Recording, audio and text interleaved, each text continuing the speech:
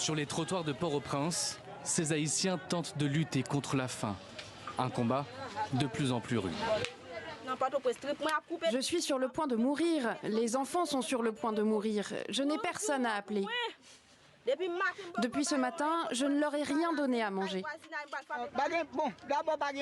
Je n'ai pas une belle vie.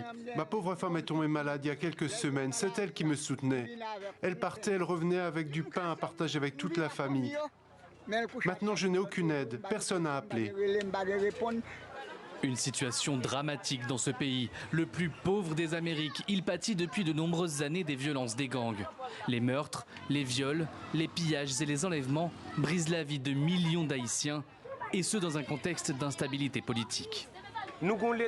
Nous avons un gouvernement qui s'en fiche. Comment va-t-il s'occuper des personnes déplacées, de la majorité des gens qui ne peuvent pas survivre? L'ONU met en garde face à un risque mortel de famine dans les mois à venir.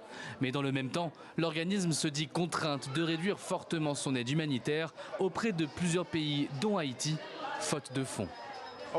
Nous sommes très préoccupés par la réduction du financement humanitaire. Cela va entraîner une diminution de l'aide, donc des rations plus réduites et moins de personnes recevant une aide humanitaire indispensable dans certains des pays les plus vulnérables au monde, comme Haïti. Une catastrophe sanitaire qui s'ajoute donc à une catastrophe humaine. Selon l'ONU, au moins 2680 personnes, dont 54 enfants, ont été tuées dans les violences entre janvier et mai.